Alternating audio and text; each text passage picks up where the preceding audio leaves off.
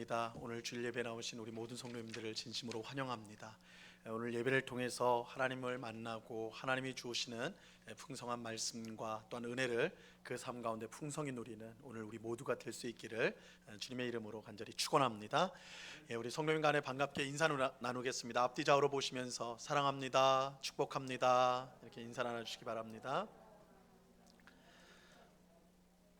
우리 모두 그 자리에서 일어나서 묵도하심으로 12월 12일 주일 2부 예배를 우리 하나님 앞에 드리도록 하겠습니다. 다 같이 묵도하시겠습니다.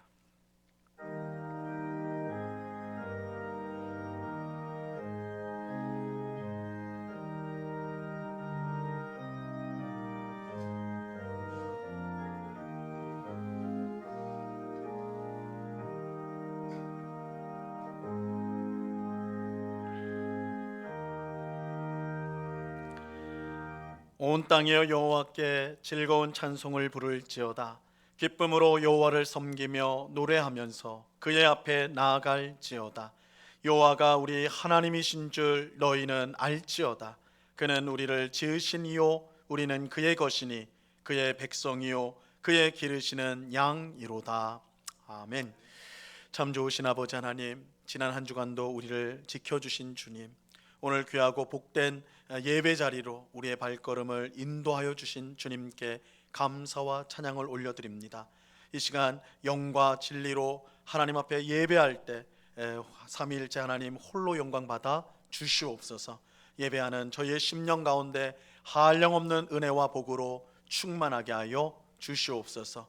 지난 한 주간 지었던 모든 죄악을 주님 앞에 회개하오니 십자가 보혈로 깨끗이 씻어 주시옵소서. 성령으로 충만하게 하셔서 나의 고집과 뜻대로 살지 않고 하나님의 인도에 순종하며 주님 가신 그 길을 묵묵히 걸어가는 주의 백성들 다 될 수 있도록 믿음을 더하여 주시옵소서. 이 시간 여러 가지 염려와 근심 가운데 주님 앞에 나온 주의 백성이 있다면 모든 짐을 대신 짊어지시고 우리에게 은혜를 주시는 하나님 안에서 참된 안식을 누리며 평안을 누리며 또한 용기를 얻고 소망을 얻는 복된 시간이 될 수 있도록 역사하여 주시옵소서. 오늘 예배를 통하여 우리를 만나주시고 은혜 주실 주님께 감사와 찬양을 올려드리오며 예수 그리스도 이름으로 기도드리옵나이다. 아멘.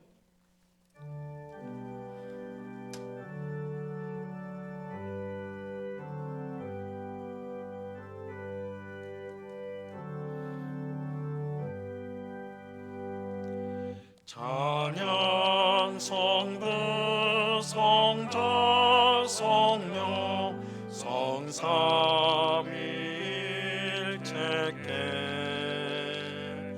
영원 무궁하기까지 영광을 돌리세.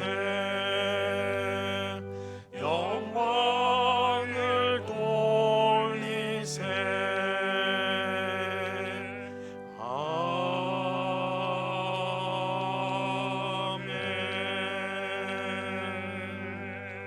사도신경으로 우리의 신앙을 한 목소리로 같이 고백합니다. 전능하사 천지를 만드신 하나님 아버지를 내가 믿사오며 그 외아들 우리 주 예수 그리스도를 믿사오니 이는 성령으로 잉태하사 동정녀 마리아에게 나시고 본디오 빌라도에게 고난을 받으사 십자가에 못 박혀 죽으시고 장사한 지 사흘 만에 죽은 자 가운데서 다시 살아나시며 하늘에 오르사 전능하신 하나님 우편에 앉아 계시다가 저리로서 산 자와 죽은 자를 심판하러 오시리라. 성령을 믿사오며 거룩한 공예와 성도가 서로 교통하는 것과 죄를 사하여 주시는 것과 몸이 다시 사는 것과 영원히 사는 것을 믿사옵나이다. 아멘. 우리 모두 그 자리에 앉도록 하겠습니다. 우리 찬송가 뒤에 있는 교독문 39번 시편 95편 말씀을 교독하도록 하겠습니다.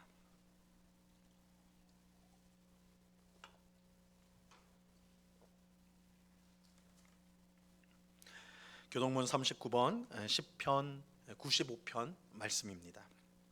하나님의 말씀을 교독합니다. 오라 우리가 여호와께 노래하며 우리가 감사함으로 그 앞에 나아가며 여호와는 크신 하나님이시오 땅의 깊은 곳이 그의 손안에 있으며 바다도 그의 것이라 그가 만드셨고 오라 우리가 굽혀 경배하며 다 같이 그는 우리의 하나님이시요 우리는 그가 기르시는 백성이며 그의 손이 돌보시는 양이기 때문이라. 아멘.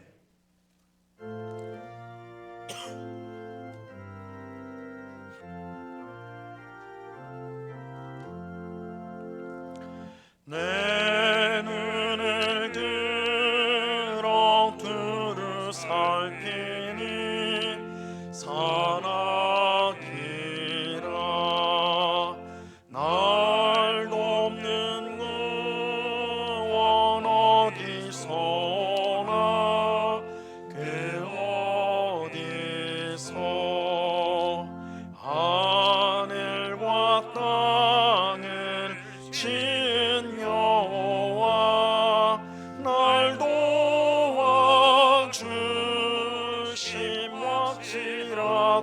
도와주심할지라도다 주께서 나의 가는 곳마다 지키시며 졸지도 않고 깨어 계셔서 늘 지키네.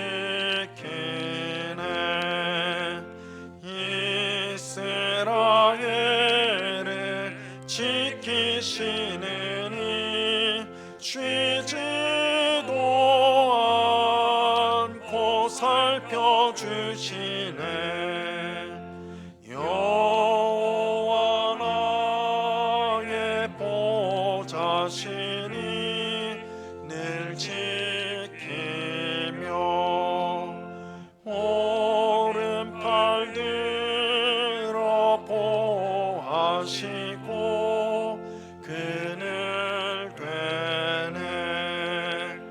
낮에는 해가 상치 못하며 또 밤에 달이 해치 못하네. 여호와 나의 영혼 지키사 돌보시며 내 모든 죄를 사해 주시고 늘 지키네.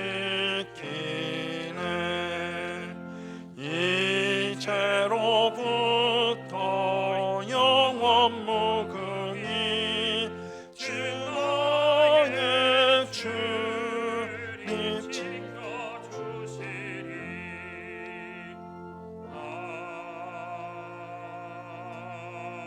아멘.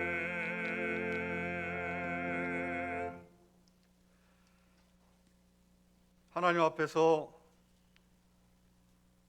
우리를 흠이 없고 거룩하게 하시려고 창세전에 택하셔서 하나님 자녀로 예정해 주시고 우리 구주 예수 그리스도의 피로 죄 사함을 얻고 하나님 백성이 되게 하셔서 성령을 통해 우리를 지켜주시는 고마우신 하나님 아버지, 오늘 거룩한 주님의 날 성삼위 하나님을 예배드립니다. 하나님의 영광을 이 시간 찬양드립니다. 우리가 영과 진리로 마음을 다해서 예배코자 하오니 머리 숙여 예배하는 모든 성도들을 만나주시고 크신 은혜를 베풀어 주시옵소서. 오늘 하나님께서 선포해 주신 말씀에 우리의 생각을 집중하여 듣게 하시고 우리를 향한 하나님의 사랑과 뜻을 잘 깨달아 알게 하여 주시옵소서. 하나님, 주님의 백성들이 무릎 꿇고 간절히 기도하는 것을 다 들으시고 응답해 주시옵소서. 금년도 2021년도 한 해 여러 가지 어려움이 있었습니다. 그러나 우리의 믿음을 지켜주시고 교회를 잘 섬기도록 인도하신 것을 감사드립니다.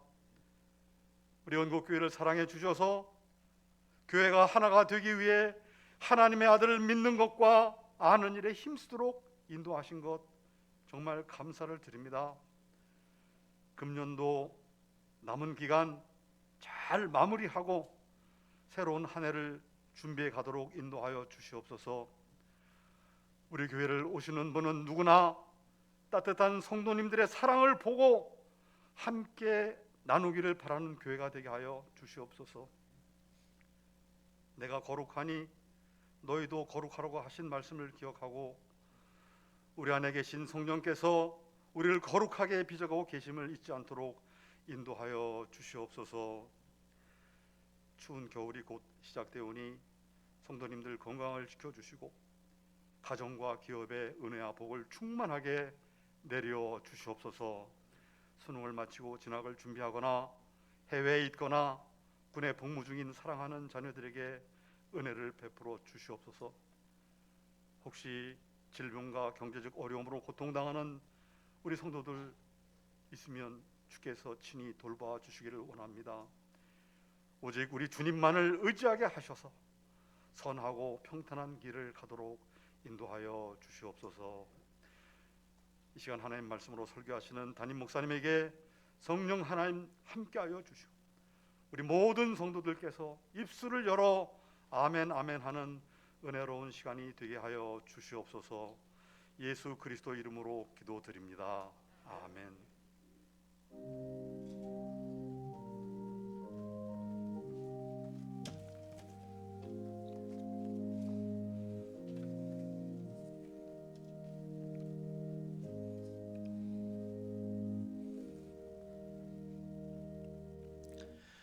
우리 하나님 말씀을 다 같이 보도록 하겠습니다. 에베소서 1장 11절로 14절까지의 말씀을 우리가 다 같이 보도록 하겠습니다. 신약성경 에베소서 1장 11절로 14절까지의 말씀입니다.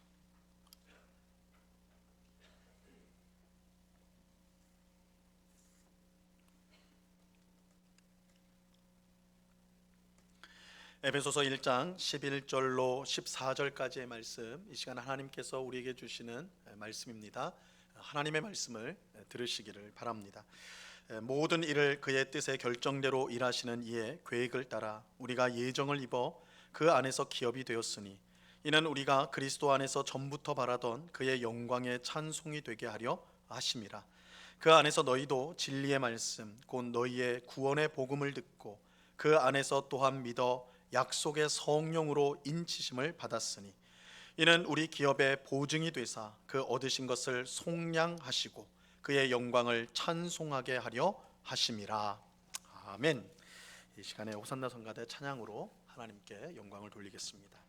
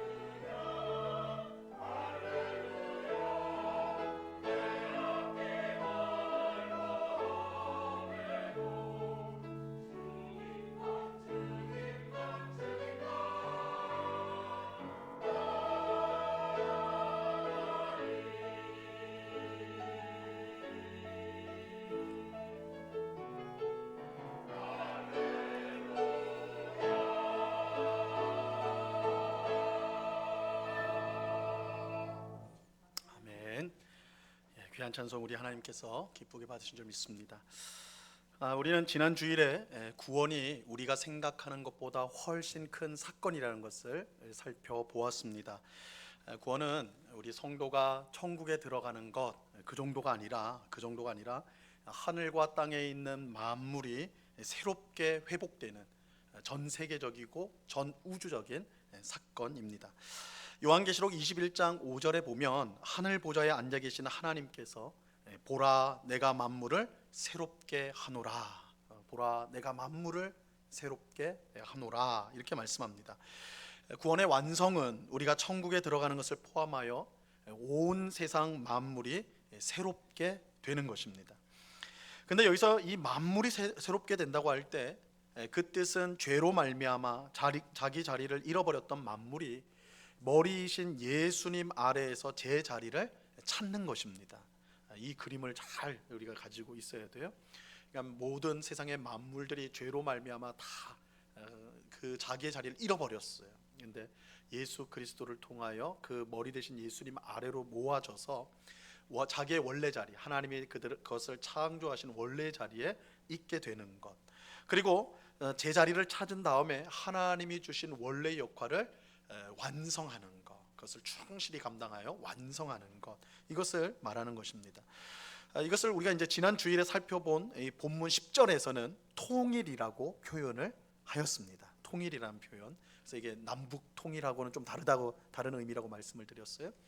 제자리를 잃었던 모든 만물들이 예수님 아래에서 자기 자리를 찾아서 하나님이 원래 주셨던 역할들을 하게 되는 것, 완성하게 되는 것, 이것을 통일이다, 만물의 통일이라고 말씀을 드렸습니다. 이와 같은 만물의 통일은 우리가 받은 이 구원이 얼마나 큰 사건인가. 그냥 우리가 천국에 들어간다, 구원을 개인적인 시각에서만 우리가 보기 쉬운데 이건 우주적인 사건으로서의 구원을 가르쳐 주고 있습니다. 그런데 오늘 우리가 읽은 본문도 이 만물의 통일과 관련이 있습니다. 이 만물의 통일은 하늘과 땅에 있는 만물이 머리이신 예수님 안에서 모두 제자리를 찾는 것이라고 말씀을 드렸는데요, 하나님께서 만물을 창조하셨을 때 그 주어진 자리를 다시 찾아 자기의 역할을 완성하는 것, 이것이 만물의 통일이고 구원이에요. 그런데 이러한 만물의 통일에는 당연히 우리 사람도 포함이 되어 있습니다.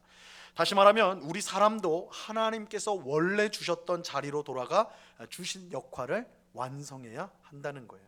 여러분, 죄가 뭡니까? 죄가 뭐예요? 죄는 하나님이 우리에게 주신 자리를 떠난 거가 죄입니다. 자리를 떠나서 하나님이 주신 역할을 포기하고 자기가 하고 싶은 거 하는 게 성경에서 말하는 죄거든요. 이런 점에서 이 만물의 통일이란 관점에서 보면 사람도 하나님께서 원래 우리 사람을 창조하셨을 때 주셨던 그 자리로 돌아가게 되고 하나님이 주셨던 그 원래의 역할을 감당하게 되는 것, 이것이 만물의 통일이고 구원이다. 자, 그렇다면 하나님께서 우리 사람에게 주신 역할은 무엇일까요? 우리가 완성해야 할 우리의 역할은 무엇입니까? 오늘 본문 12절과 14절에서 똑같은 말로 두 번 강조하고 있습니다. 하나님이 왜 우리 창조하셨는가? 우리에게 무슨 역할을 주셨는가? 12절 하반절에 보면 그의 영광에 찬송이 되게 하려 하심이라 이렇게 말하고, 14절 하반절에도 똑같이 그의 영광을 찬송하게 하려 하심이라 이렇게 말씀합니다. 하나님이 사람에게 주신 역할은 무엇입니까? 하나님의 영광을 찬송하는 거예요. 하나님께서 사람을 왜 만드셨습니까? 하나님을 찬송하기 위해서. 자, 이걸 더 분명하게 표현한 말씀이 있습니다. 이사야서 43장 21절 말씀입니다. 우리 이 말씀 같이 한번 읽어봅니다. 시작.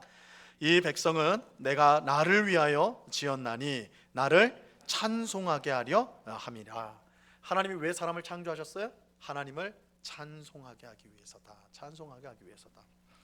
그런데 우리는 이 말씀을 잘 이해해야 됩니다.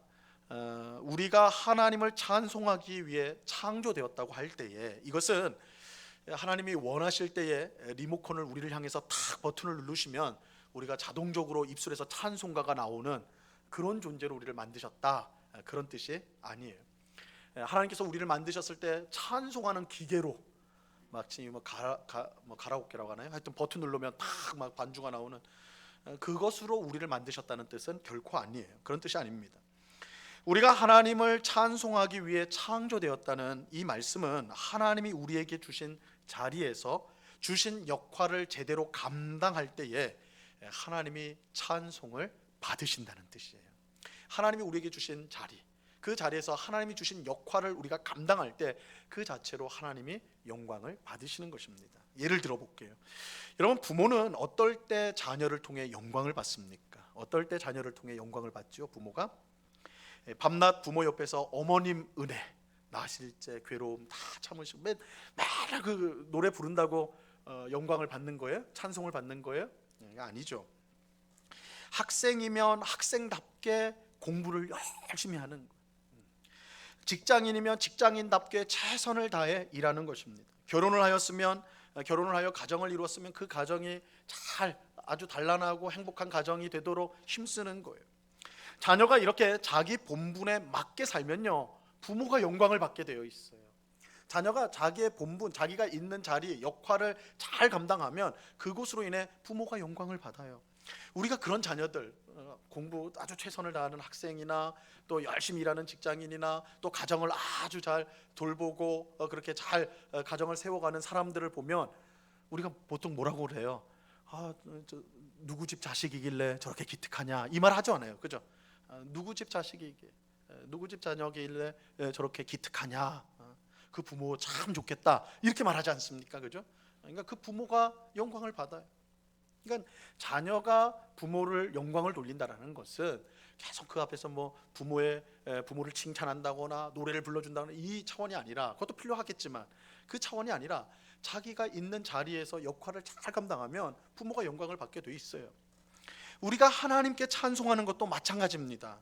이렇게 주일날 함께 우리가 모여서 예배하면서 찬송을 부르는 거 하나님 기쁘게 받으세요. 우리가 이때 찬송을 막 우리가 힘있게 우리가 열심을 다해서 찬송하는 거, 우리 성가대가 또 찬송하는 거 하나님 기쁘게 받으세요.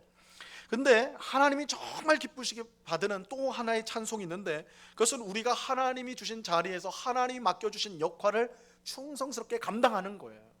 우리가 그렇게 역할을 감당할 때 하나님 영광 받으세요. 하나님은 예배당에서 드리는 예배도 기쁘게 받으시지만 우리가 삶으로 드리는 예배, 우리가 삶으로 드리는 예배를 어떤 학자는 생활 예배라고 표현을 했는데, 생활 예배를 통해서도 똑같이 하나님은 영광을 받으세요. 그래서 예배당의 예배, 또 우리 예배당 밖에서의 우리 생활의 예배를 통해서 하나님은 영광을 받으세요. 로마서 12장 1절 말씀입니다. 우리 이 말씀 같이 한번 읽어볼게요. 시작.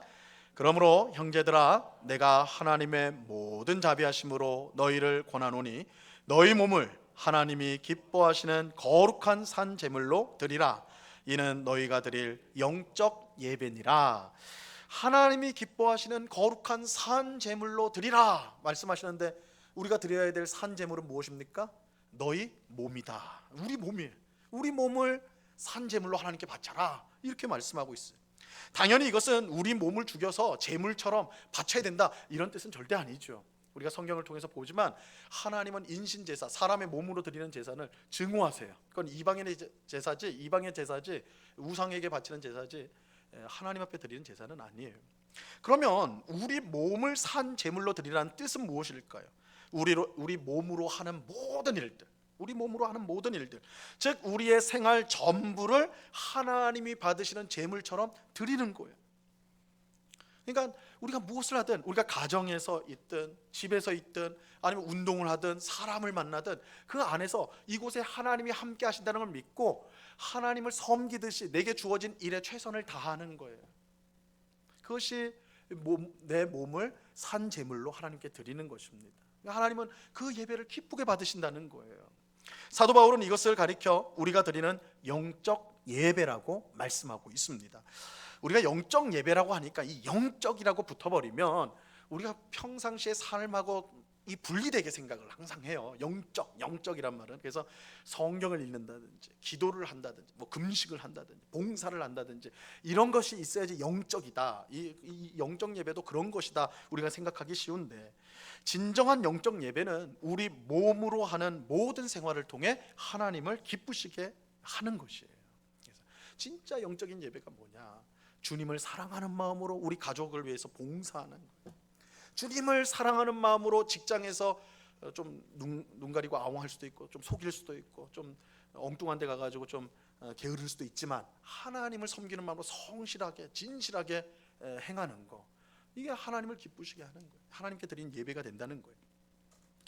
이것을 통해 우리가 분명히 알아야 될 이제 중요한 사실 하나가 있습니다. 우리는 세상과 교회를 마치 서로 상관없는 것처럼 나눠서 생각해서는 안 된다는 거예요. 교회와 세상을 나눠 가지고 서로 상관없는 것처럼 생각하면 안 됩니다. 오늘날 많은 신자가 하나님을 교회 안에 가둬놓고 살아갑니다. 말이 좀 심하죠. 근데 실제로 그래요. 많은 성도들이, 신자들이 하나님을 교회 안에 탁 가둬놓아 버려요. 그래서 주일날 예배 딱 이제 예배당 들어와 가지고 하나님 만나면서 아유 찬송을 받으세요, 기도 받으세요. 막 하나님과 얼마나 좋은지 몰라요. 나갈 때 어떻게 해요? 문을 탁 잠그고 나가요. 하나님 여기 좀 계시고 제가 6일 동안 좀 잘 있다 나올 테니까. 그렇게 하는 거예요. 마치 교회당 안에만 하나님이 계시고 교회 밖에는 하나님이 안 계신 것처럼, 예배당 안에서는 하나님을 의식하면서 예배도 드리고 성도의 교제도 나누는데 예배당 밖으로만 나가면 마치 하나님이 없는 것처럼 말하고 행동하고 살아가는 신자가 많아요. 이렇게 되면 주일날 교회 나와 예배하고 봉사하는 것이요, 일종의 면죄부 역할을 해요. 면죄부 역할. 6일 동안 세상에서 살면서 지은 온갖 잘못을 주일 하루 예배와 봉사로, 좀 심한 말이지만 때우는 거예요. 때우는 거. 하나님, 내가 일주일 동안 내 마음대로 살았는데 오늘은 내가 하나님 위해서 살게. 예배도 잘 드리고 오늘 성경도 좀 읽고 가정 예배도 좀 드리고. 때우는 거예요. 때우는 거. 하지만 이처럼 교회와 세상을 하나님이 있는 곳과 없는 곳으로 나누는 이분법은요, 이 성경의 가르침과는 전혀 상관없어요. 전혀 상관이 없어요. 성경은 하나님께서 교회 안에만 계신 분이 아니라 온 세상에 충만히 거하시는 분이라고 분명하게 가르칩니다. 이사야서 66장 1절에 보면 하나님께서 이렇게 말씀하세요. 여호와께서 이와 같이 말씀하시되 하늘은 나의 보좌요 땅은 나의 발판이니 너희가 나를 위하여 무슨 집을 지으랴. 내가 안식할 초소가 어디랴. 너희가 교회를 멋지게 지어놓고는 내가 그 안에만 있기를 바라는구나. 아니다. 내가 거할 초소가 어디 있냐. 너희가 만들어서 내가 안심하고 있을 초소가 어디 있느냐. 하늘과 땅이 나의 보좌요 나의 발판이다. 이렇게 말씀하고 있어. 자, 이 사실은 하나님을 위하여 위대한 성전을 건축하였던 이 솔로몬이 분명히 알고 있었던 사실이기도 합니다. 열왕기상 8장 27절 말씀입니다. 같이 한번 읽어봅니다. 시작. 하나님이 참으로 땅에 거하시리이까 하늘과 하늘들의 하늘이라도 주를 용납하지 못하겠거든 하물며 내가 건축한 이 성전이오리까. 솔로몬이 정말 멋진, 아마 이 세상에서 지금까지도 솔로몬 성전만한 예배당은 없을 거예요. 그 안을 금으로 다 도배를 해버렸으니까 그 정도로 화려하고 값비싸고 대단한 성전은 없습니다. 그럼에도 불구하고 솔로몬이 뭐라고 그래요? 하늘과 하늘들의 하늘이라도 주를 용납하지 못하는데 하물며 내가 건축한 성전이겠습니까? 물론 솔로몬은 이 성전에서 하나님께서 우리 백성들을 만나 주실 것을 사모했어요. 그러나 하나님은 이 성전에만 계신다, 절대 그렇게 생각하지 않았어요. 하나님이 안 계신 곳은 없어요. 우리가 사는 어느 곳이든 하나님은 다 계세요. 하나님은 우리 가정에 계십니다. 하나님은 우리의 일터에 계십니다. 하나님은 우리가 운동하는 곳에도 계십니다. 하나님은 우리가 친구를 만나는 그 모임 가운데도 하나님 계세요. 하나님은 교회에도 물론 계십니다. 하나님 모든 곳에 계세요. 그러므로 우리는 모든 곳에서 하나님께 예배해야 돼요. 모든 곳에서 하나님의 뜻에 순종해야 돼요. 모든 곳에서 하나님을 기쁘시게 해야 돼요. 이 말을 오해하시면 안 돼요. 일터에도 하나님 계신다니까 야, 일 빨리 쳐버리고 여기서 빨리 성경 읽고 기도해야 되겠다. 내가 큐티를 못했는데 일과 중이지만 큐티를 해야 돼. 이런 말이 아니에요. 이런 말이. 내게 맡겨준 일들을 하나님을 생각하면서 최선을 다하는 것이 하나님께 대한 예배가 된다는 거예요. 하나님을 인정하는 그것이 예배가 된다는 거예요. 이것이 우리가 드려야 될 생활 예배이고 영적 예배다라고 말씀합니다. 근데 우리는 여기서 이 예배당 안에서 드리는 예배와 예배당 밖에서 드리는 생활 예배의 차이점을 우리가 이제 생각해 볼 필요가 있어요. 물론 앞에서 말씀드린 것처럼 하나님은 예배당 안에만 계신 것이 아니라 예배당 밖에도 똑같이 계시기 때문에 우리가 어느 곳에 있든지 하나님을 향하여 드리는 예배는 동일합니다. 동일하다고 할 수가 있어요. 하지만 여기에 이제 차이점도 있습니다. 예배당 안에서는 말씀과 기도와 찬송을 통하여 직접 하나님을 예배하죠. 지금 우리가 그렇잖아요. 이제 찬송을 드립니다. 기도합니다. 하나님의 말씀을 듣습니다. 직접 예배를 드려요. 하지만 예배당 밖에서는 이웃을 사랑하는 것을 통해 하나님을 예배합니다. 그러니까 이걸 좀 잘 생각해야 돼. 우리가 바깥에서 예배를 드린다고 할 때 우리가 길을 걸을 때도 찬송가 부르고 설교 말씀 듣고 이렇게 하라는 말이 아니에요. 밖에서 예배당 밖에서의 예배는 어떻게 나타나냐면 이웃을 사랑함으로써 드려지는 예배. 이걸 우리가 이제 간접 예배라고 말할 수가 있어요.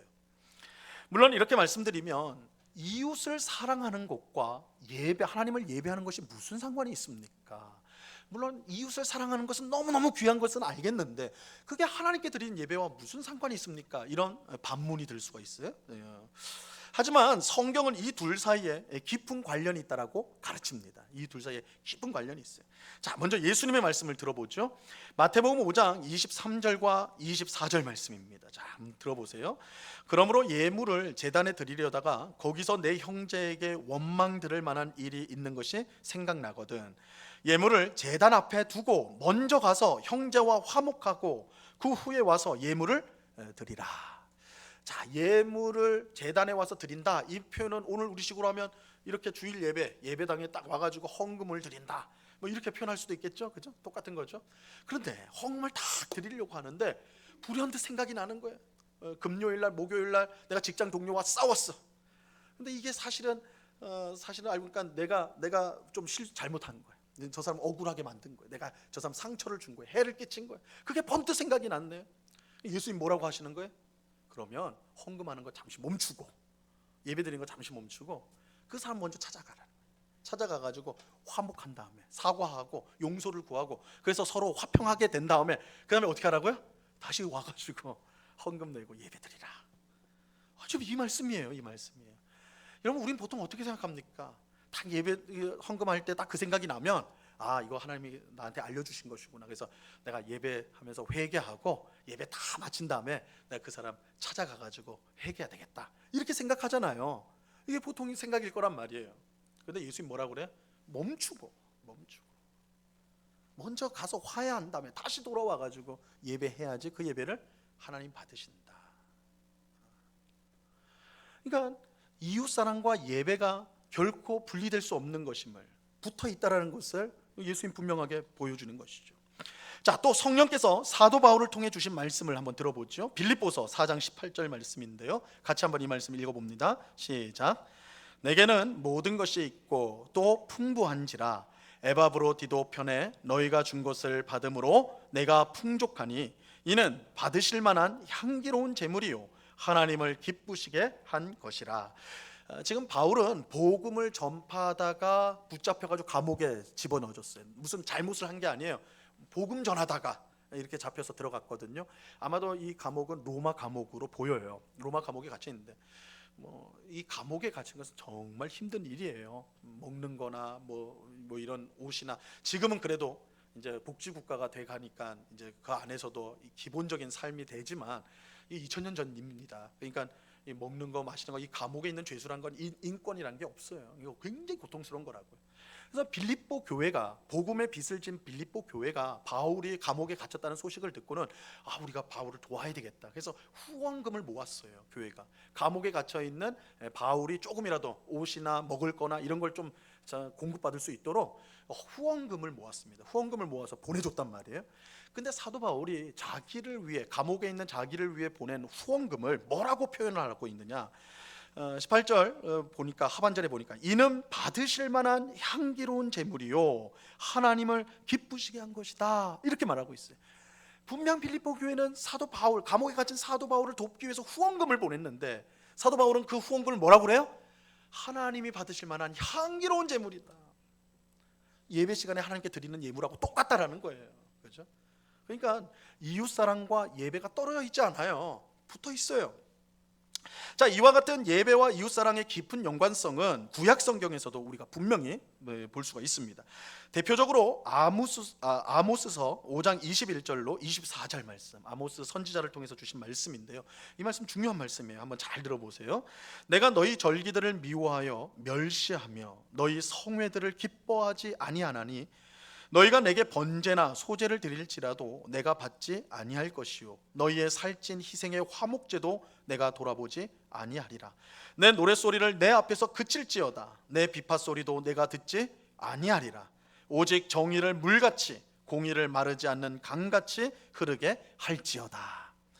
여기 나오는 절기, 성회, 성회는 거룩한 모임, 그죠? 성회, 번제, 소제, 화목제, 노랫소리, 비파소리, 이거 다 하나님 앞에 예배 드릴 때 사용되어지는 거예요. 그죠? 연관되는 거란 말이에요. 직접 예배에 연관되는 거예요. 그런데 하나님께서 뭐라고 해요? 나 받지 않는다. 나 그거 안 받겠다. 너희가 아무리 좋은 제물을 드리고 아무리 멋진 음성으로 찬송하고 기도해도 나 안 받을라. 안 받는다. 안 받는다. 나 안 받겠다. 예배를 보이콧하셨어요. 하나님 안 받겠다 그러세요. 안 받겠다 그랬어요. 그 이유가 뭔가 24절에 힌트가 나와요. 하나님 뭐라고 하냐면 오직 정의를 물같이 공의를 마르지 않는 강같이 흐르게 할지어다. 여기 나오는 공의와 정의는 기본적으로 이웃과의 바른 관계를 뜻해요. 공의와 정의는 이웃과의 바른 관계입니다. 바른 관계. 그런데 하나님 뭐라고 그래요? 정의와 공의를 강같이 흐르게 하라. 이 말은 안 흐른다는 거죠. 안 흐른다는 거예요. 지금 하나님 앞에 나와서 예배를 하는 예배자들이 정성껏 예물도 가져왔어요. 노래도 크게 불러요. 기도도 간절히 해요. 그런데 그 예배당에 오기 전 그 나머지 6일 동안 뭘 한 거예요? 이웃을 속이고 이웃을 압제하고 내 이익을 위해서라면 얼마든지 그렇게 이웃을 어렵게 하는 삶을 살 것 같단 말이에요. 그런 사람들이 와가지고 하나님 앞에 지금 찬송하고 예배하니까 하나님 뭐라 그래요? 안 받겠다는 거예요. 뭐가 돼야 된다는 거예요?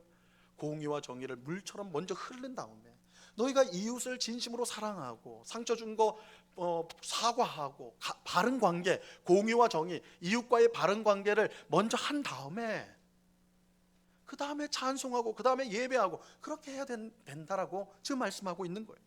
이것보다 더 분명하게 예배와 이웃사람 간의 관계를 연관성을 보여주는 말씀도 없겠지요. 분명하지 않습니까? 분명하잖아요. 우리는 예배당에서 하나님께 직접 드리는 예배만큼 이웃을 사랑함으로 드리는 간접 예배도 똑같이 중요하게 생각해야 됩니다. 똑같이 중요하게 생각해야 돼요. 그렇지 않고 이웃에게 함부로 하고 자기 이익을 위해 속이고 상처 주는 일을 하면 하나님은 예배당에서 드리는 우리의 예배를 받지 않으십니다. 방금 읽은 아모스 선지자를 통해 주신 말씀이 그걸 분명하게 가르쳐주고 있잖아요. 여러분 제가 어디 불경에서 가져온 거 아니거든요. 코란에서 가져온 거 아니거든요. 성경에서 말씀하는 하나님께서 말씀하신 말씀이에요. 우리가 아무리 절기를 잘 지키고 좋은 예물을 바치고 아름다운 소리로 웅장한 찬양을 해도 하나님께서 내가 받지 않겠다 이렇게 말씀하시는 거예요.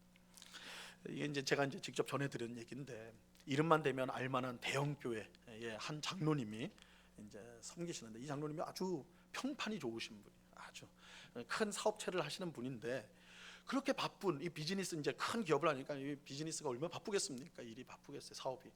그런데도 이분이요 한 번도 주일 예배를 빠진 적이 없는 분이에요. 이분은 그러니까 한 번도 주일 예배 빠진 적 없고 아침 주일날이면 아침 일찍 나와서 봉사하기 시작해가지고 예배 드리고 해서 저녁까지 주일을 온전히 그렇게 하는. 그러니까 너무너무 바쁜 가운데서도 주일을 정확하게 지키시는 그런 장로님이셨어요. 그러니까 교회 안에서 평판이 너무 좋죠. 야 저렇게 신앙생활 해야 된다. 그러니까 아주 잘 알려진 장로님이에요. 그런데 이제 한 청년이 그 장로님이 이제 운영하는 회사에 취직을 했어요. 취직을 했는데 이 청년도 굉장히 이제 아주 믿음이 좋은 청년이었어요. 근데 이 청년이 그 기업에 들어가면서 일이 많은 기업이지만 내가 고생을 하겠지만 그래도 주일은 내가 반드시 지킬 수 있겠구나. 사장님이 주일을 목숨같이 지키는 분이니까 나도 주일은 꼭 지킬 수 있겠구나. 그 기대감을 가지고 회사에 들어간 거예요. 들어갔는데 근데 실상은 그렇지 못했다는 거예요. 실상은 그렇지 못했다는 거예요. 그러니까 막 바쁘잖아요. 바빠도 사장님인 장로님은 교회 가요. 그런데 직원들은 다 불러모으는 거예요. 일요일 날도. 그래서 목표량을 채워야 되는 거예요. 목표량.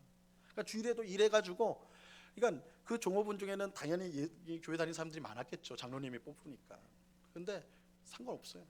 너희들은 좀 와가지고 회사 와가지고 우리가 당장 내일 이 발주를 해야 되니까 당장 해야 되니까 니들은 와가지고 목표량을 채우고 그렇게 퇴근해라. 그러니까 사장님은 주일을 너무너무 잘 지키는데 직원들은 주일을 지킬 수가 없는 거예요. 일하는 것 때문에. 근데 저희가 그 얘기를 직접 들었어요. 여러분, 아모스서 말씀에 의하면 이 장로님이 철저하게 지킨 주일 예배를 하나님 기쁘게 받으셨을까요? 답이 어렵지 않죠, 그죠? 어렵지 않아요. 여러분, 예배당 안에서 드리는 예배만큼 이웃 사랑을 통해 드리는 생활 예배, 영적 예배가요 중요합니다. 중요해요. 자, 그렇다면 이제 설교 첫 부분으로 다시 돌아가 가지고 우리가 구원받은 것은 하나님이 주신 자리에서 제 역할을 하기 위한 것이라고 제가 했죠.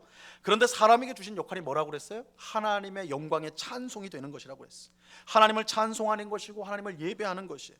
여기서 하나님을 예배하는 것은 예배당 안에서만 드리는 예배가 아니라 그것과 함께 예배당 밖에서 이웃 사랑을 통해 드리는 예배, 간접 예배를 포함하는 거예요. 결론적으로 우리는 예배당 예배와 이웃 사랑을 통한 예배를 통해서 하나님의 영광의 찬송이 되는 것입니다. 분명한 사실은 예배당 예배로만은 우리가 하나님의 영광의 찬송이 될 수 없다는 거예요. 우리는 이웃을 사랑해야 됩니다. 이웃 사랑 없는 예배는 하나님이 받지 않으십니다. 이웃 사랑 없이는 하나님께서 우리에게 주신 역할을 제대로 했다고 말할 수가 없습니다. 그렇게 우리가 구원을 받았다는 것은 하나님과의 관계만 회복된 것이 아니라 이웃과의 관계도 회복되었다는 것을 우리가 분명히 아셔야 됩니다. 우리가 구원을 받았다는 걸 항상 하나님과의 관계에서만 확인하려고 그래요. 그러나 이 구원이라는 것은 우리가 제 자리를 찾아가는 만물의 통이라는 관점에서 보면 이 구원이라는 것은 우리가 하나님과의 관계뿐만 아니라 이웃과의 관계도 회복되는 것이다. 그러므로 이웃사랑이라는 것은 단지 신앙심 좋은 사람이 더 좋아지는 그런 차원이 아니라 본질이라는 거예요. 본질. 그래서 우리가 교회 안에서 그런 말을 많이 하잖아요. 참 저분은 믿음은 좋은데 사람은 좀 덜 된 것 같아. 이거 있죠. 저 사람 참 저 봉사도 너무 잘하고 정말 그런데 참 깍쟁이야. 자기 손에 한 번도 안 보려고. 이런 말 많이 하잖아요. 이런 말 할 때 있잖아요, 그죠? 근데 그런 사람이 존재할 수가 없다는 거예요, 사실은. 그죠? 하나님 구원을 정말로 받았다면 하나님과의 관계뿐만 아니라 이웃과의 관계도 동시에 회복이 되어지는 것이 구원의 온전한 모습이에요. 죄의 저주로 무질서하고 엉망진창이었던 세상 만물이 머리이신 예수님 안에서 제자리를 찾고 제 역할을 하는 것이 구원인데, 이것도 사람도 마찬가지다. 사람도 예수님 아래에서 제자리를 찾아 제 역할을 하게 되는 거예요. 그 역할이 뭐예요? 이웃을 사랑하는 거. 원래 사람은요 사랑하는 존재로 만들어졌습니다. 여러분, 우리는 다 사랑하는 존재로 만들어졌어요. 사랑하는 존재로. 그 이유는 분명해요. 우리를 창조하신 하나님이 사랑이기 때문이에요. 하나님의 본질이 사랑이에요. 본질이 사랑이신 하나님이 우리를 만들었으니 사람은 당연히 사랑하는 존재여야 돼요. 그건 뭐 당연한 거죠, 그죠? 우리는 사랑하기 위해서 태어났어요. 사랑의 하나님이 우리를 창조하셨기 때문에 우리는 사랑하는 존재다. 사람은 그래서 사랑할 때요 가장 행복한 거예요. 사랑할 때 행복해요. 그런데 죄가 들어오면서 모든 것이 뒤틀려졌어요. 그러니까 지난주에는 만물이 뒤틀렸다고 그랬어요. 자기 자리를 잃어버렸다고 그랬죠. 사람도 마찬가지예요. 사람은 사랑하는 존재인데 사랑이 밖으로 나가야 되는데 그게 뒤틀어져서 사랑이 어디로 가요? 내 안으로 들어오는 거예요. 사랑이 꺾였어요. 비틀어져서 내 쪽으로 들어오는 거예요. 그러니까 이웃을 향한 사랑이 자기를 향한 사랑으로 뒤틀어져 버렸어요. 그래서 죄 가운데 있는 사람은요 하나 예외 없이 자기를 사랑하는 사람, 이기적인 사람이 되는 거예요. 이기적인 사람이 돼요. 이것은 사람이 가진 모든 불행의 가장 중요한 원인 중 하나예요. 여러분, 자기를 사랑하는 것은요 불행이에요. 다른 사람을 사랑하는 것이야말로 행복이에요. 이거는 다른 사람을 섬겨본 사람, 봉사를 해본 사람은 다 알아요. 아마 이 자리에 있는 분들은 다 제가 무슨 말을 하고 있는지 알 거예요. 이상하죠. 내 주머니에 있는 돈을 털어가지고 어려운 사람을 도우면 나는 손해잖아요. 내 주머니가 비었으니까 손해잖아요. 근데 내가 비어서 준 돈으로 그 어려웠던 사람이 힘을 얻고 소망을 갖게 되고 그래서 탁 번듯하게 일어나는 거 보면 이 내 주머니에 있던 돈은 생각도 안 나요. 그리고 내가 오히려 더 기쁘고 행복하단 말이에요. 마치 한 번도 그런 일을 본 적이 없는 얼굴로 저를 쳐다보고 계신데 그래요? 성도라면 이거 다 경험하지 않습니까? 여러분, 봉사할 때 내 시간 들여가지고, 그죠? 내가 헌신하는데 내가 더 기뻐요. 내가 더 기뻐요. 내가 도와준 사람이 잘 되는 걸 보면서 내가 나한테 한 것보다 더 기쁘단 말이에요. 이 사랑이 본질이에요. 사랑은 밖으로 흘러나갈 때 행복이 되는 거예요. 근데 이게 뒤틀어져서 사랑이 내 쪽으로 들어오게 되면, 나를 사랑하게 되면 그때부터 불행이 시작이 돼요. 그때부터 웬 계산이 들어가니까, 그렇죠? 나한테는 왜 나는 이렇게 돼버리니까 불행이 시작이 되는 거예요. 불행이 시작이 돼요. 이웃을 사랑하면 행복한데 나를 사랑하면 불행해져요. 물론 건전한 자기 사랑도 있어요. 하지만 여기서 말하는 자기 사랑은 이웃 사랑이 없는 이기적인 사랑을 말하는 거예요. 이웃 사랑이 없는 이기적인 사랑은 스스로를 불행하게 만들어요. 사랑은 그 자체로 이기적일 수 없기 때문에 그런 거예요. 이게 뒤틀렸으니까, 그죠? 뒤틀렸으니까. 구원은 이기적인 사랑만 할 수 있는 우리를 이웃을 사랑하는 자리로, 존재로 바꾸는 거예요. 바꾸는 거예요. 구원은 이웃 사랑을 통해 하나님의 영광에 찬송이 되도록 하나님이 원래 주신 자리로 우리를 다시 옮겨 놓는 거예요. 이것을 오늘 설교 제목으로 표현하면요, 오늘 설교 제목으로 표현하면 서로 원수였던 우리와 너희가, 자 보세요, 구별이 되잖아요. 우리와 너희가, 그죠? 우리와 너희가 하나님 안에서 새로운 우리로 하나가 되는 거, 연합되는 거, 이것을 구원이라고 할 수가 있어요.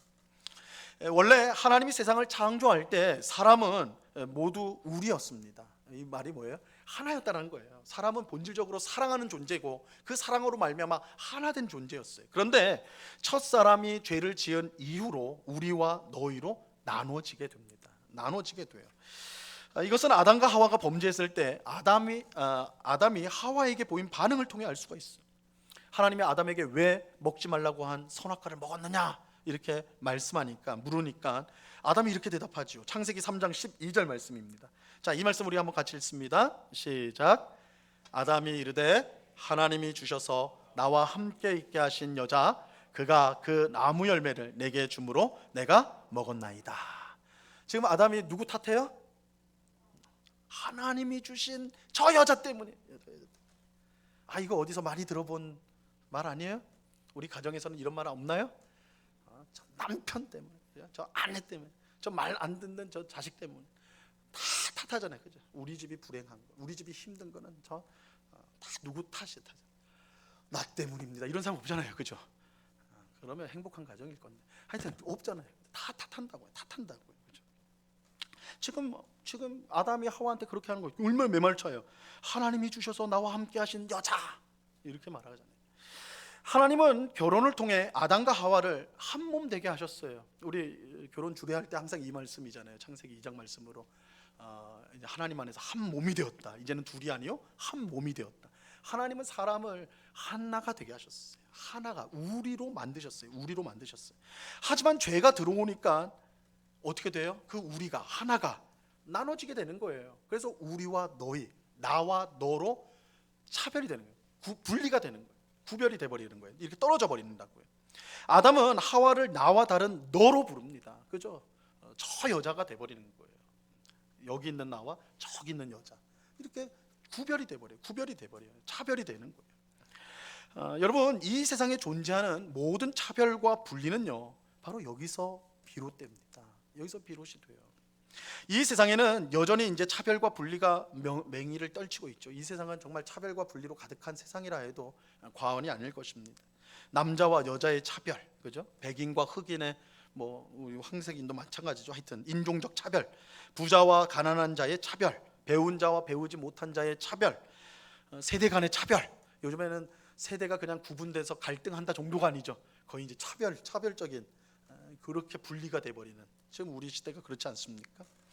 그래서 이 세상은요 이런 온갖 차별과 분리로 우리와 너희, 나와 너로 이렇게 분리돼 버렸어요. 완전히 떨어져 버렸단 말이에요. 나뉘어졌어요. 그런데 문제는 이러한 차별과 분리가 사람의 힘만으로는 해결될 수 없다라는 거예요. 물론 인류 역사를 보면 여러 차별들이 점점 더 이제 흐려지고 괜찮아지는 것들을 우리가 볼 수는 있어요. 가령 주인과 종의 관계, 그죠? 자유인과 노예의 관계, 이거는 더 이상 우리나라에는 존재하지 않죠. 이제 세상 어디에도 이런 존재는 이제 존재하지 않는, 이제 많이 사라졌죠. 남자와 여자의 차별도 오늘날 많이 이제 사라지고 여전히 좀 남아 있긴 하지만 이제 자취를 감추고 있어요. 하지만 그렇다고 해서 시간이 많이 흐르면 모든 차별이 다 사라질 것이다, 이렇게 생각하기는 어렵습니다. 왜냐하면 이 차별과 분리는요, 단순히 사람의 윤리적인 문제 때문에 발생한 것이 아니라 사람의 죄 때문에 발생해서 그런 것입니다. 우리가 이제 요즘에도 우리가 세상에서 많이 이제 차별금지법이라든지 뭐 이런 얘기들 많이 하지 않습니까? 그러니까 뭐 법을 만들어요, 또 교육을 시켜, 윤리적인 교육을 강화해요. 그러니까 사실은 다 필요한 거예요. 중요해요. 그러나 그걸로는 해결되지 않아요. 왜 그렇습니까? 그것이 발생한 것이 단순히 법적인 문제 혹은 도덕적인 문제, 사람 개인의 덕성의 문제가 아니기 때문에 그래요. 성경이 분명히 말하죠. 죄 때문이에요. 죄가 들어와서 이웃을 사랑해야 되는 자리에 있어야 될 우리가 그 자리를 이탈해 버린 거예요. 그 이탈로 말미암아 차별과 이런 분리가 발생한 거예요. 그러므로 이 세상에 있는 분리와 차별을 해결하기 위해서는 단 하나의 방법밖에 없어요. 그것은 하나님의 구원이 임하는 거예요. 하나님의 구원이 임하는 곳에 차별과 분리의 문제가 해결될 수가 있어요. 완전히 해결될 수가 있어요. 구원은 죄의 문제를 해결하고 사람을 원래 자리, 이웃을 사랑하는 자리로 옮겨 놓습니다. 그렇게 구원받은 사람들 안에는 차별과 분리가 있을 수가 없는 거예요. 우리는 이제 제 자리에 와 있으니까, 이웃을 사랑하는 자리로 와 있으니까, 이웃을 사랑하는데 어떻게 그 자리에 차별과 분리가 있을 수 있단 말이에요. 그죠? 그러니까 구원받은 사람이 있는 곳에는 세상에서의 해결할 수 없는 그 분리와 차별의 문제가 사라지게 되어 있어요. 자, 이것이 오늘 우리가 읽은 본문이 우리에게 말씀해 주는 중요한 내용이에요. 여러분, 오늘 본문에서 우리가 이제 주목해야 될 단어 두 개가 있는데 바로 우리와 너희라는 단어입니다. 자, 오늘 본문 11절과 12절을 보세요.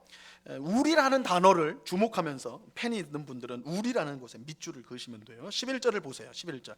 모든 일을 그의 뜻의 결정대로 일하시는 이의 계획을 따라 우리가, 그죠? 여기서 우리가 나오죠. 우리가 예정을 입어 그 안에서 기업이 되었으니, 이렇게 하고 이어지는 12절 보세요. 이는 우리가, 여기서 또 우리예요. 그죠? 우리가 그리스도 안에서 전부터 바라던 그의 영광의 찬송이 되게 하려 하심이라. 자, 11절과 12절은 우리예요. 우리. 그런데 이어지는 13절 보세요. 13절에서 바뀌어요. 그 안에서 너희도, 그죠? 여기서는 우리가 아니죠. 너희도 진리의 말씀, 곧 너희의 구원의 복음을 듣고 그 안에서 또한 믿어 약속의 성령으로 인치심을 받았으니. 너희 11절과 12절에는 우리, 13절에는 너희 이렇게 말하고 있어요. 자, 이것은 11절과 12절에 말하는 대상과 13절의 대상이 다르다는 것이에요. 11절과 12절은 누구냐? 유대인들이에요. 그걸 어떻게 알 수가 있냐면 12절에 보면 전부터 바라던, 이런 말이 나와요. 전부터 바라던. 이 말은 뭐냐면 이전부터 소망을 가지고 있던, 이런 뜻이에요. 유대인들은 예수님이 오기 전부터 메시아가 오리라는 소망을 갖고 있었던 사람들이에요. 그죠? 그래서 이 11절과 12절은 유대인들을 말하는 거예요. 유대인들이 하나님의 전적인 능력으로 구원을 받아가지고 지금 에베소 교회 안에 들어와 있다. 그 사람들을 11절과 12절은 말하고 있고, 그럼 13절은, 반면에 13절에서 말하는 사람은 누구예요? 복음을 듣고 이제 구원을 받은 사람들이니까 이방인들. 유대인과 완전히 다 구별되는 이방인들이에요. 그들은 바울과 또한 선교사들을 통해서 복음을 듣고 이제 에베소 교인이 되었어요. 그런데 제일 중요한 게 14절 말씀이에요. 14절을 다 같이 읽습니다. 시작. 이는 우리 기업의 보증이 되사 그 얻으신 것을 속량하시고 그의 영광을 찬송하게 하려 하심이라. 자, 14절에 보면 또 누가 나와요? 우리. 여기서 우리는 뭐겠어요? 유대인이요? 아니에요. 여기서 우리는 유대인이 아니라 유대인과 이방인이에요. 11절과 12절에 유대인이, 또 13절에 이방인이 예수님 안에서 자기 자리를 찾아가지고 뭐가 됐어요? 우리가 됐어요. 그래서 하나님이 주시는 기업, 우리의 기업이라고 그러잖아요. 그러니까 이전까지는요, 유대인과 이방인이 으르렁댔단 말이에요. 여러분, 원래 유대인들은 이방인들, 그러니까 이스라엘 민족이 아닌 사람들 다 이방인이에요. 우리도 이스라엘 유대인들 입장에서 보면 우리도 이방인들이에요. 우리를 어떻게 보냐면 개처럼 봐요. 개처럼 여겨요. 개처럼. 짐승처럼 본단 말이에요. 사람이 아니에요. 그래서 오죽하면 그 유대인의 선생 랍비라고 하죠. 랍비에게 한 학생이 물어봐요. 하나님께서 왜 선택된 백성인 우리만 창조하면 되지 이방인까지 창조했습니까? 쓸데없이. 그러니까 랍비가 뭐라고 답을 하냐면 이방인을 창조한 것은 지옥의 땔감으로 쓰기 위해서다. 지옥은 불을 타야 되는데 땔감이 필요하잖아요. 그래서 이방인을 만들었다는 거예요. 이게 유대인들의 인식이에요. 인식. 이방인을 향한 얼마나 경멸하는지 몰라요. 우리만 선택된 민족, 그죠? 그렇게 생각을 해요. 근데 이것은 이방인들도 마찬가지예요.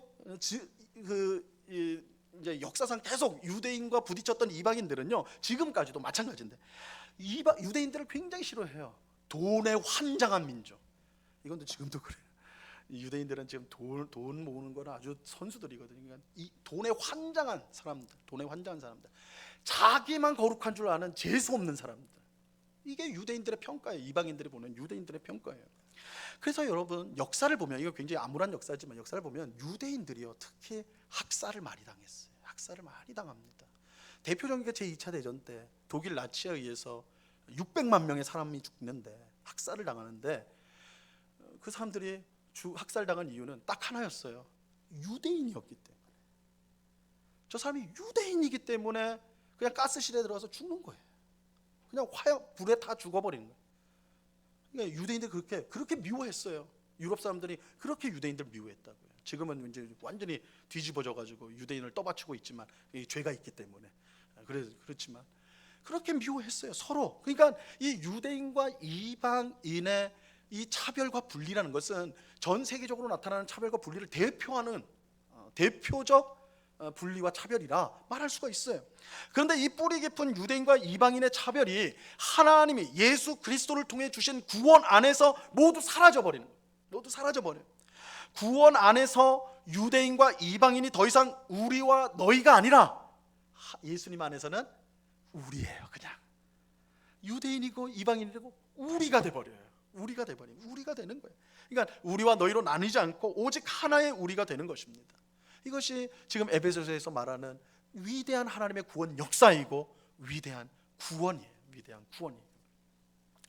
여러분, 구원받은 우리는 우리와 너희, 나와 너의 이 차별과 분리를 없애고 진정한 우리를 이룰 수 있는 유일한 사람들이에요. 여러분, 구원받은 우리가 그런 사람들이에요. 그리고 그 사람들이 모인 곳이 교회입니다. 교회예요. 어떤 교회가 참 교회입니까? 어떤 교회가 참 교회예요? 우리와 너희의 차별과 분리가 사라지고 모두 우리가 되는 교회예요. 모두가 우리 되는 교회예요. 세상으로 보면 모든 것이 다 달라가지고 도무지 하나 될 수 없는, 도무지 한 공간에 있을 수 없는 사람들이 한 자리에 모여서 우리라고 불려지는 것이 참 교회의 모습이에요. 참 교회의 모습. 여러분, 이런 참교회의 모습은 역사상 계속 있어 왔습니다. 초대교회, 사도행전에서 나오는 초대교회가 그런 우리 교회였어요. 우리의 교회였어요. 초대교회 구성원을 보면 종들, 노예가 한 70%예요. 그러니까 종들이 많죠. 이건 이해가 되죠. 왜냐하면 기독교는 평화, 평등, 자유 이것을 선언을 했으니까 노예들이 많이 들어왔단 말이에요. 그런데 노예만 들어온 게 아니에요. 그들의 주인들도 같이 복음을 듣고 들어왔어요. 그러니까 교회 안에 주인과 노예가 같이 신앙생활을 하는 거예요. 그런데 교회 밖에서 주인과 노예는요 절대 겸상을 할 수가 없어요. 같이 식사를 할 수 없어요.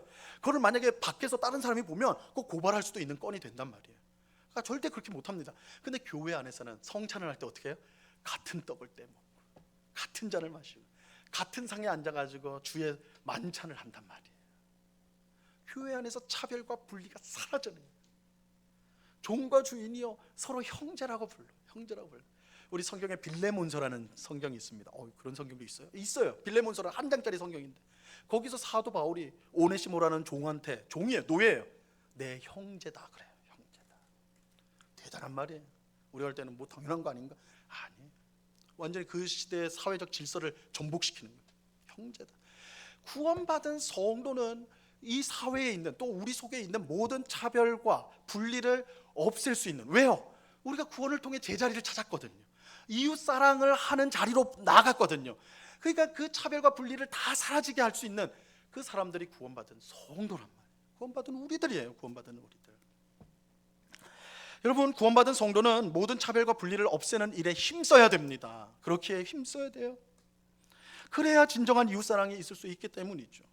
우리가 있는 교회에, 우리가 있는 가정에, 일터에, 우리가 있는 모든 곳에서 혹 보이지 않는 차별과 분리가 있지 않습니까? 있지 않아요?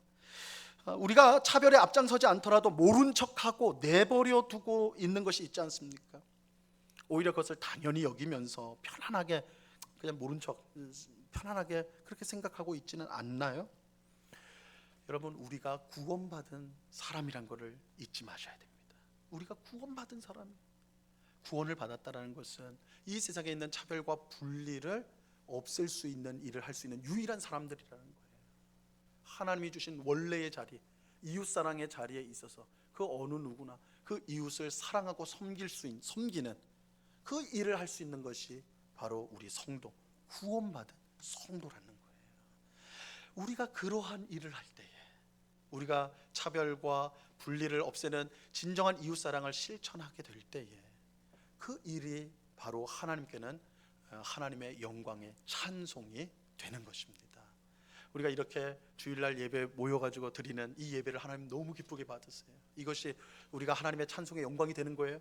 근데 이것뿐만 아니라 우리가 바로 밖에서, 예배당 바로 밖에서 우리가 매일 만나는 이웃들, 우리가 회사에서 만나는 사람들, 일터에서 만나는 사람들, 뭐 운동하면서 만나는 사람들, 우리가 만나는 그 사람들을 정말로 섬기고 사랑하려고 힘쓸 때, 내가 회복된 자리가 그 자리니까. 그리고 우리 속에 어떤 차별이 있어서 누군가 어려움을 당하는 사람이 있을 때 그 사람에게 손을 먼저 내밀어 준다면 그것이 하나님 보실 때는 우리가 하나님의 영광의 찬송이 되는 것입니다. 이렇게 되는 거예요. 오늘 예배하는 우리 모두가 구원받은 성도로서 차별과 분리를 없애고 진정으로 이웃을 사랑함으로 하나님의 영광의 찬송이 될 수 있기를 간절히 바랍니다.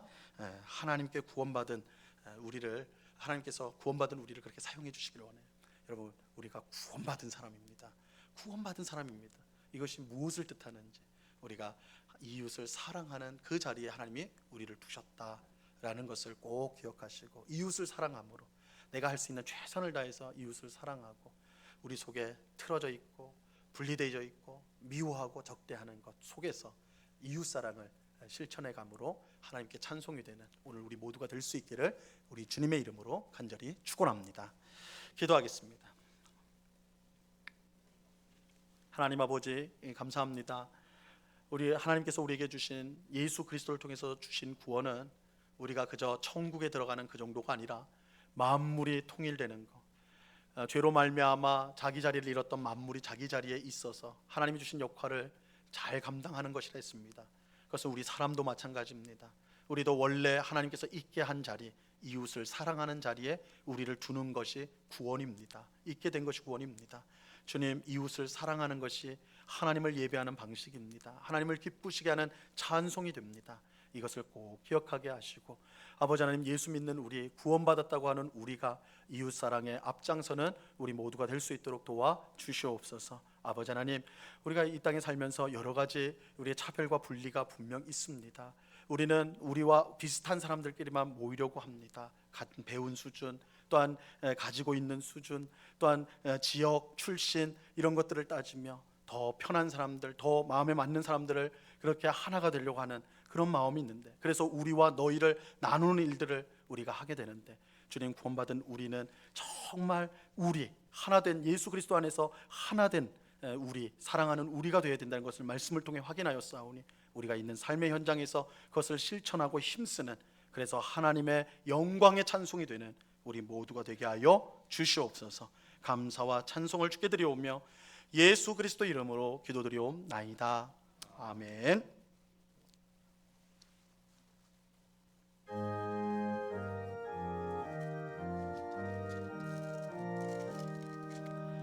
내 마음과 정성을 다하여서 주 너의 하나님을 사랑하라. 내 몸을 아끼고 사랑하되 형제와 이웃을 사랑하라. 주께서 우리에게 명하시니 그 명령 따라서 살아가리. 널 널 미워 해치는 원수라도 언제나 너 그렇게 사랑하라. 널 핍박하는 자 위에서도 신실한 마음으로 복을 빌라. 주께서 우리에게 명하시니 그 명령 따라서 살아가니 나 항상 주님을 멀리하고 형제를 사랑하지 못하였다. 이러한 죄인을 사랑하사 주께서 몸버려 죽으셨다. 속죄의 큰 사랑 받은 이 몸 내 생명 다 바쳐 충성하리.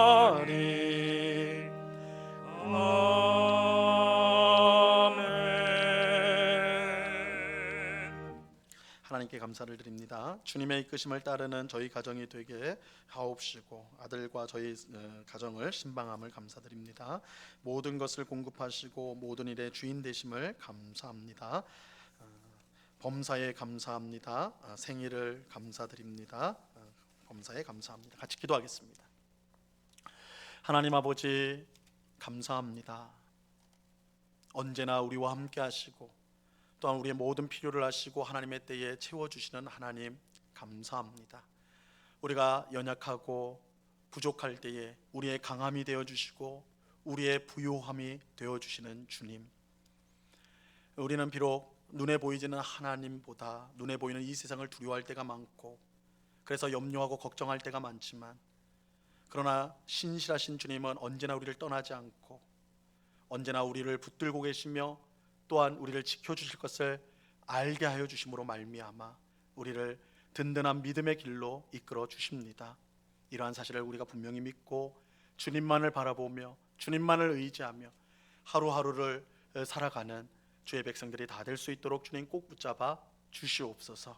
하나님 베푸신 은혜에 감사하여서 이 시간 여러 명목의 헌금을 주님 앞에 드립니다. 하나님 기쁘게 받아 주시옵소서. 이 헌금이 사용되어지는 곳마다 주님의 복음이 힘있게 증거되어지게 하시고 어렵고 힘든 이웃들을 돕고 살리며 주님의 몸된 교회를 든든히 세우는 데 쓰여지는 귀한 헌금이 될 수 있도록 하나님 역사하여 주시옵소서. 아버지 하나님, 이제 12월 벌써 이제 중순이 되었습니다. 지난 시간을 하나님 앞에 감사하며 또한 여전히 우리의 형편은 코로나로 인해서 여러 어려움이 있고 개인적인 어려운 일들로 말미암아 암담하고 답답할 때가 많지만 우리 하나님께서 우리 앞서 행하시며 또한 우리에게 가장 복되고 선한 계획을 갖고 계심을 우리가 확신하면서 하나님을 의지하여 밝아오는 새해를 잘 준비하는 주의 백성들이 다 될 수 있도록 주님 도와 주시옵소서. 어두움 후에 빛이 오는 것을 우리가 분명히 확신하면서 우리의 선한 목자가 되시는 하나님만 바라보며 새해를 맞이하는 저희들이 다 될 수 있도록 굳센 믿음을 더하여 주시옵소서. 언제나 우리와 함께 하시는 주님께 감사와 찬양을 올려드려오며 예수 그리스도 이름으로 기도드리옵나이다. 아멘. 네, 교회 소식을 전하도록 하겠습니다. 주보 마지막 면을 모두 봐주시기를 바랍니다. 대면 예배에 관한 내용들을 살펴주시고요. 우리 12월 25일은 우리가 성탄절입니다. 이날이 올해는 토요일인데요. 우리 12월 25일 토요일 오전 11시에 우리가 성탄절 감사 예배를 우리 모두가 함께 드리려고 합니다. 이날 예배에는 우리 호산나 성가대 성탄 찬송이 있고 주일학교 성탄 발표회가 같이 있을 예정입니다. 우리가 예수님의 오심을 우리가 그것이 얼마나 복되고 우리에게 기쁜 사건인가를 우리가 기억하면서 기도함으로 또는 사모함으로 우리 성탄절을 맞이하는 우리 모두가 될 수 있기를 바랍니다. 새벽 기도에 내일부터 마태복음을 강의합니다. 지난주까지 요한계시록을 마치고 새롭게 마태복음을 강의를 시작을 합니다. 수요 성경 공부는 이번 주부터 성탄 이야기를 주제로 두 번에 걸쳐서 마태복음이 가르치는 성탄의 의미 그리고 누가복음이 가르치는 성탄의 의미, 이렇게 두 번에 걸쳐서 성경 공부를 할 예정입니다. 많이 참여해서 은혜 받으시기 바랍니다. 2022년 재직 부서 지원을 받고 있습니다. 모든 재직은 2022년에 봉사하기 원하는 재직 부서에 이름을 꼭 지원해 주시기 바랍니다. 우리 예배당 곳곳에 붙어져 있는 표에 자신의 이름을 꼭 적어 주시면 되겠습니다. 교인 정보 수정을 합니다. 올해 주소나 전화번호가 변경된 분들은 교육자나 교회 사무실에 꼭 알려주시기를 부탁을 드립니다. 온라인 예배 헌금 안내 참고해 주시고요. 우리 응복가족 소식 전해드립니다. 우리 유초등부를 지금 섬기고 있는 우리 전승훈 강도사님, 이선주 사모님이 지난주 수요일 날 이사를 하였습니다. 남곡동으로 이사를 하였는데 이사를 잘하였다라고 합니다. 기억해 주시기 바라고요.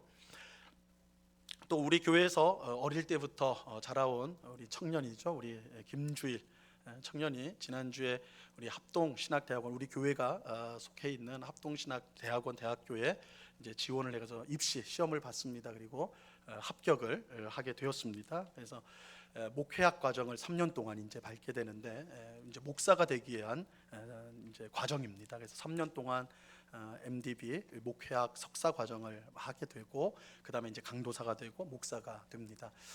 참 이게 참 우리에게는 너무 복된 일인 것은 우리 교회에서 어릴 때부터 자라서 이렇게 신앙생활 잘하다가 이제 목사가 되는, 또 교회를 섬기는 하나님의 종으로 세워지는 일이 이제 되는 것이죠. 그래서 우리 성도님들, 우리 김주일 청년을 위해서 같이 기도해 주시고 또 많이 격려도 해 주셔가지고 정말 계속해서 이제 한국 교회가 어렵다고 하는데 하나님 나라와 또 교회를 바르게 세워가는 일꾼으로 우리 주일이가 잘 쓰임 받도록 우리 성도님들 많이 기도해 주시고 또한 관심 가져주시고 격려해 주시기를 바랍니다.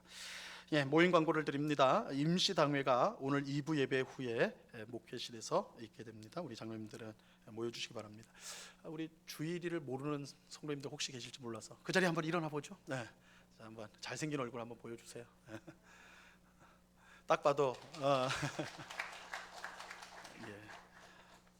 네, 앉으세요.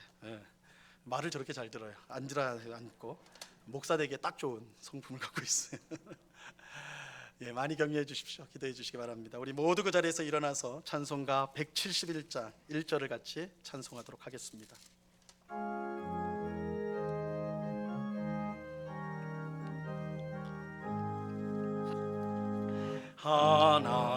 하나님의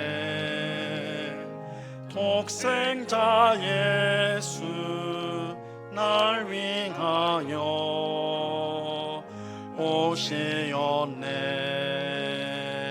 내 모든 죄 사시려고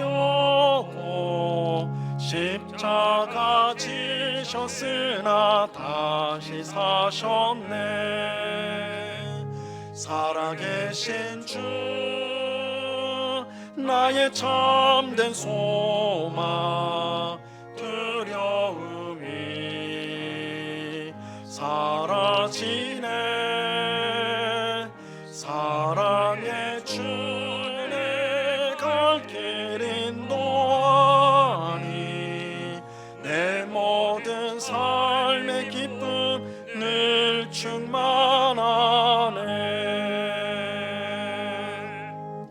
지금은 우리 주 예수 그리스도의 은혜와 아버지 하나님의 극진하신 사랑과 성령 하나님의 교통하심과 충만케 하심과 늘 동행하심이 구원받은 성도로서 이웃사랑의 자리에 우리가 있다는 사실을 깨닫고 항상 이웃을 사랑하고 섬김을 통하여서 하나님의 영광의 찬송이 되는 복된 삶을 살기로 그 마음에 다짐하고 소원하는 주의 사랑하시는 모든 성도들의 심령 위에, 그 가정 위에, 그 일터 위에, 주님의 몸된 교회 위에 이제로부터 영원토록 함께하기를 간절히 축원하옵나이다.